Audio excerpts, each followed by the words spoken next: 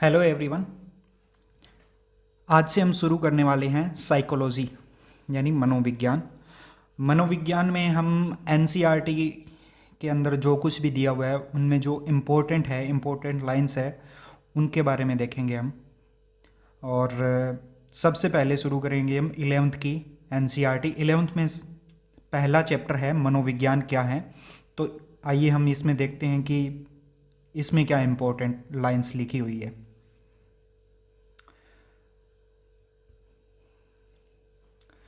सबसे पहले इसमें दिया हुआ है जो इम्पोर्टेंट्स है वहीं उन्हीं लाइंस के बारे में बात करेंगे हम।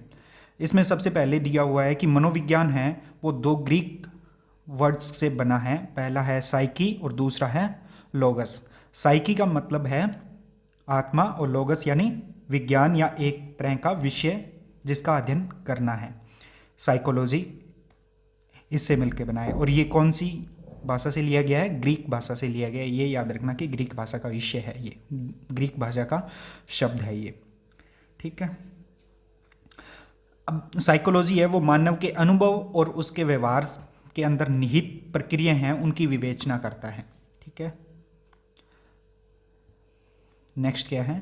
नेक्स्ट है कि औपचारिक रूप से मनोविज्ञान को मानसिक प्रक्रियाओं, अनुभवों एवं विभिन्न संदर्भों में व्यवहारों का अध्ययन करने वाले विज्ञान के रूप में परिभाषित किया जाता है। यानी कहीं ज़्यादातर हमें पढ़ाया जाता है कि ये सिर्फ व्यवहार का विज्ञान है, यानी आज के समय में इसे सिर्फ व्यवहार का विज्ञान माना जाता है। लेकिन एनसीईआरटी में लिखा है कि ये मानसिक प्रक्रियाओं, अनुभवों और कभी कभी इसे व्यवहार का विज्ञान बोला जाता है। तो अब अनुभव क्या है? अनुभव यानी हम जो फील करते हैं, अंदर से फील करते हैं, यानी जो हमारी फीलिंग है वो ही अनुभव है।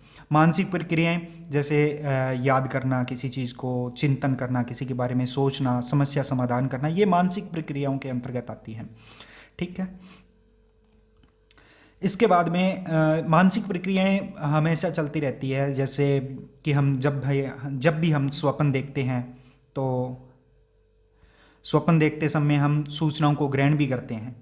ठीक है। जैसे किसी ने दरवाज़ा खटखटाया और हम सो रहे हैं तो हम जाग जाते हैं कि हमें पता लग जाता है सोते समय भी कि किसी ने दरवाज़ा खटखटाया है।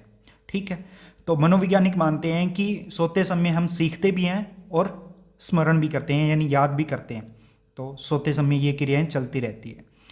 ठीक है। मनोवैज्ञानिक है वो अनुभवों के बारे में भी अध्ययन करते हैं। मनोवैज्ञानिक सिर्फ व्यवहार नहीं, अनुभव के बारे में जो दिया जा चुका है कि हाँ मनोविज्ञान का जो कार्य है। ठीक है। इसके बाद में व्यवहार हमारी क्रियाओं, जो व्यवहार है वो हमारी क्रियाओं के प्रति जो अनुक्रिया होती है या जो प्रतिक्रिया होती है वही हमारा व्यवहार है। यानी किसी एक्शन के लिए हम जो रिएक्शन करते हैं वही हमारा बिहेवियर है।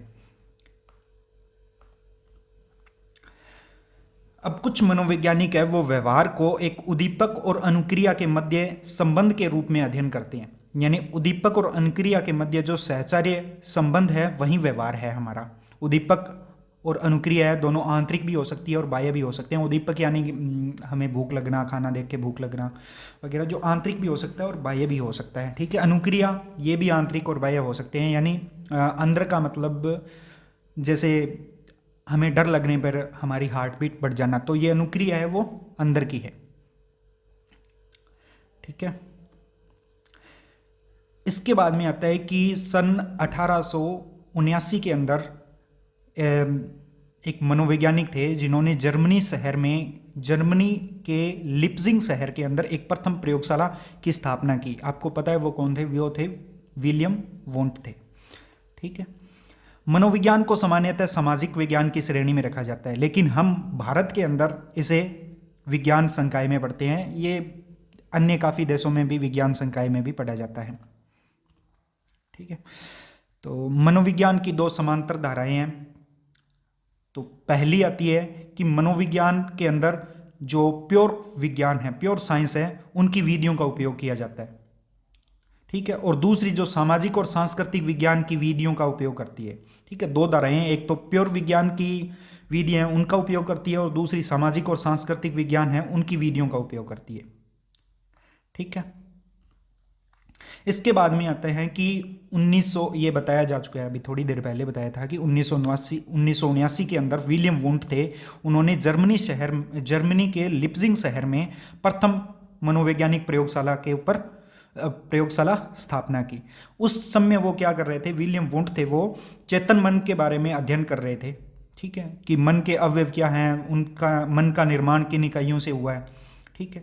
तो वो अंतर्निरीक्षण विधि का उपयोग कर रहे थे मन के अध्ययन के लिए। अंतर्निरीक्षण का मतलब खुद का निरीक्षण करना, ठीक है, खुद का निरीक्षण करना, ये बाद में पूरा डिटेल से पढ़ेंगे। तो इसलिए इन्हें संरचनावादी कहा गया, यानी संरचनावाद की अगर नींव रखी वो विलियम वुंट थे। इसके बाद में आती हैं कि विलियम जेम्स। अमेरिका मानता है कि विलियम जेम्स हैं वो आधुनिक मनोविज्ञान के जनक है, लेकिन पूरा विश्व जानता है कि आधुनिक मनोविज्ञान के जनक विलियम वुंट हैं, ठीक है। इन्होंने क्या कहा कि मन का अध्ययन के लिए इन्होंने प्रकार्यवादी उपागम का विकास किया, क्योंकि विलियम वुंट थे, उन्होंने तो अंतर्निरीक्षण विधि द्वारा मन का अध्ययन किया, और ये प्रकार्यवादी क्या है कि इनका विश्वास था कि मन की संरचना पर ध्यान देने की बजाय हमें इस बात पर ध्यान देना चाहिए कि मन क्या करता है और यह कैसे कार्य करता है। ये प्रकार्यवादी उपागम का मूल तथ्य है, ठीक है। तो ये प्रकार्यवादी थे और वो अंतर्निरीक्षण विधि के द्वारा मन का अध्ययन कर रहे थे। स्पेशल वो चेतन मन का अध्ययन कर रहे थे, ठीक है। इसके बाद में एक वैज्ञानिक हैं जॉन डेवी, इन्होंने प्रकार्यवाद के ऊपर कार्य किया, तर्क दिया, ठीक है। और 20वीं शताब्दी के प्रारंभ में एक नई धारा गेस्टोल्ट विज्ञान, जो कि संरचनावाद के बिल्कुल विरुद्ध आई, क्योंकि संरचनावाद तो ये बोलता है कि हाँ कैसे कार्य करता है, कैसे मन कैसे कार्य करता है, कैसे उस किसी चीज़ का निर्माण करता है, मन के अंदर किसी तथ्य का निर्माण कैसे होता है। लेकिन गेस्टोल्ट विज्ञान ये बोलता है कि जो प्रत्यक्ष अनुभव है वो सबसे अधिक महत्वपूर्ण है, ठीक है। गेस्टोल्ट मनोविज्ञान ये बिल्कुल संरचनावाद के विरुद्ध थी, ठीक है। गेस्टोल्ट विज्ञान को समग्रतावादी विज्ञान भी कहते हैं, समग्रतावादी सिद्धांत गेस्टोल्ट को, ठीक है। ये 5वें अध्याय में पढ़ेंगे अपने। इसके बाद में संरचनावाद की प्रतिक्रिया के रूप में व्यवहारवाद आया। व्यवहारवाद काफ़ी लंबे समय तक रहा। 1910 के अंदर जॉन वॉटसन ने इसकी स्थापना की, व्यवहारवाद की। इनकी पुस्तक का नाम भी व्यवहारवाद था, ठीक है। ये मन और चेतना के बारे में बात नहीं करते, क्योंकि अब तक मन और चेतना की बात हुई है। उससे पहले शुरुआत में जब इसकी बात हुई थी तब वो आत्मा का विषय था कि आत्मा के बारे में अध्ययन करना है, साइकोलॉजी आत्मा के बारे में। बाद में विलियम वुंट, विलियम जेम्स, इन्होंने मन और चेतना की बात की, लेकिन पहली बार व्यवहार की बात की वो थे वॉटसन थे, ठीक है। और ये इवान पावलोव ने जो प्रयोग किया था, प्राचीन अनुबंधन वाले कार्य से बहुत अधिक प्रभावित हुए थे, ठीक है। और व्यवहारवाद के जो वैज्ञानिक हैं, जो व्यवहारवाद के विकास के अंदर जिनका योगदान है, उनको व्यवहारवादी कहते हैं।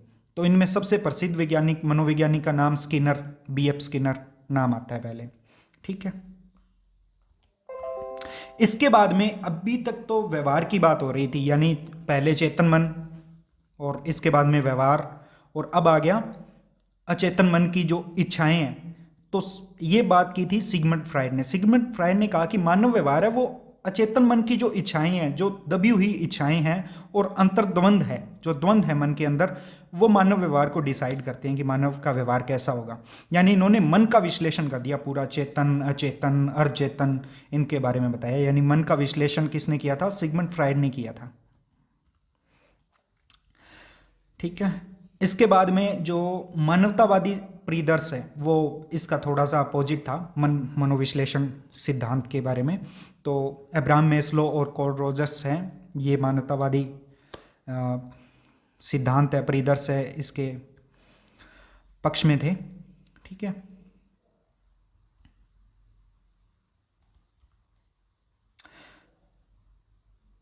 इसके बाद में एक जो मानवतावादी सिद्धांत और मनोविश्लेषण की बात हो गई, तो इसके बाद में जो गेस्टोल्ट उपागम था, मनोविज्ञान था, और संरचनावाद था, इन दोनों को मिलकर एक नया पर्सपेक्टिव सामने आया जिसका नाम था कॉग्निटिव, यानी संज्ञानात्मक सिद्धांत सामने आया।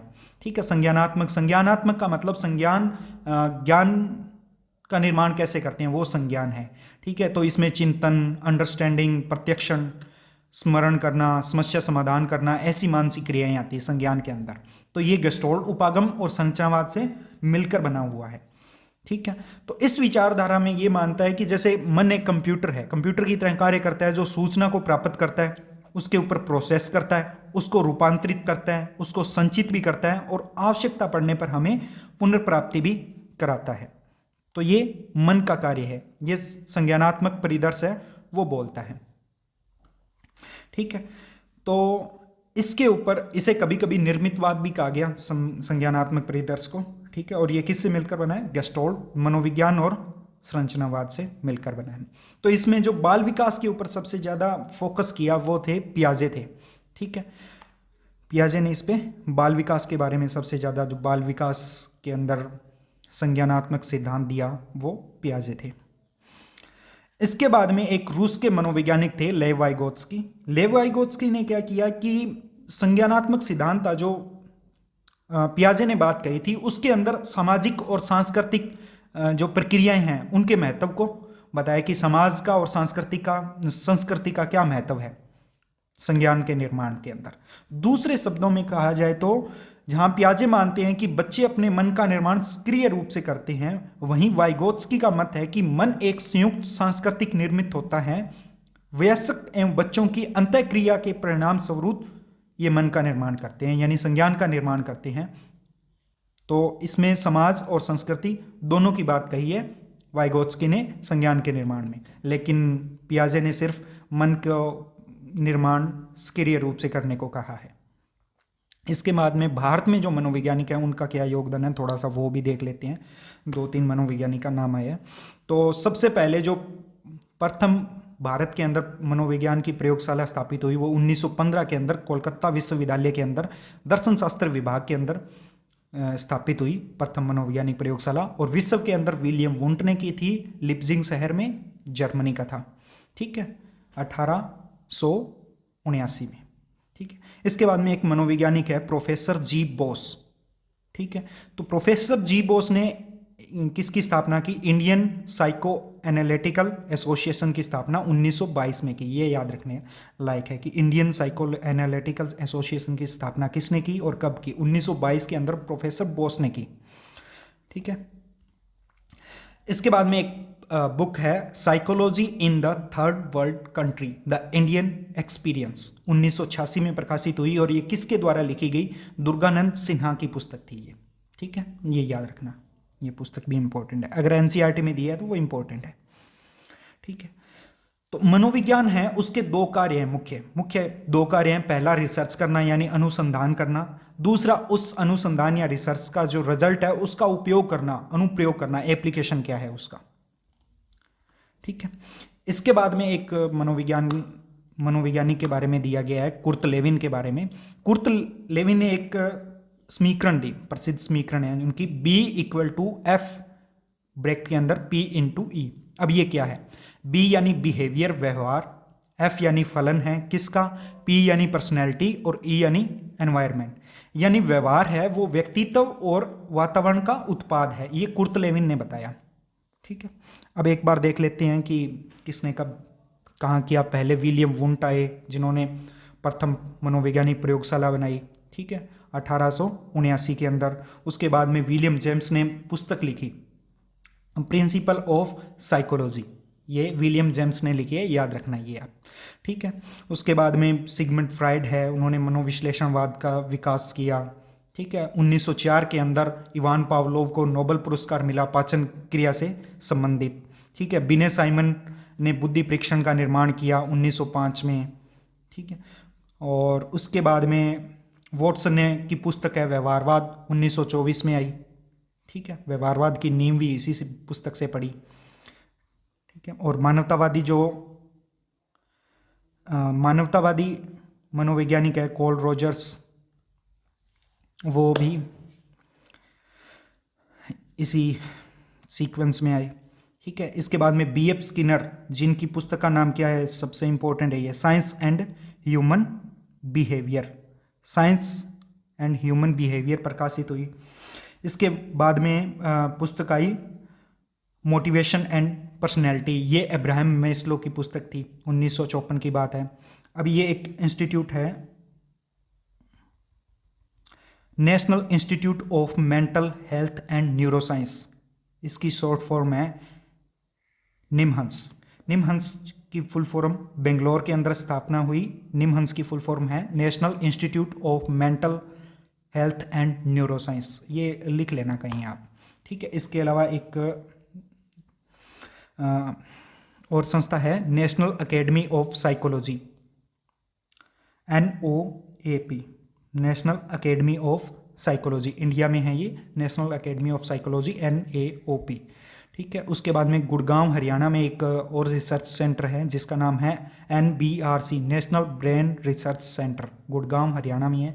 थोड़ी सी ये चीज़ याद रखना। ये थे 11th क्लास की जो साइकोलॉजी है उसके फर्स्ट चैप्टर के अंदर जो इंपॉर्टेंट लाइंस दी हुई है वो इंपॉर्टेंट बताई है मैंने। इसके बाद में हम सेकंड करेंगे, थर्ड करेंगे, धीरे धीरे सारे चैप्टर करेंगे। 11th के बाद में 12th करेंगे। तो अगर आपको पसंद आए तो आप बताइएगा हमें कहाँ कमी रही है, क्या चीज़ बतानी है, ठीक है। और आपको ये अलग से अगर नोट्स चाहिए तो वो मिल जाएंगे, अलग से पूरे के पूरे जो इंपॉर्टेंट लाइंस हैं उनके नोट्स चाहिए तो वो मिल जाएंगे। Thank you.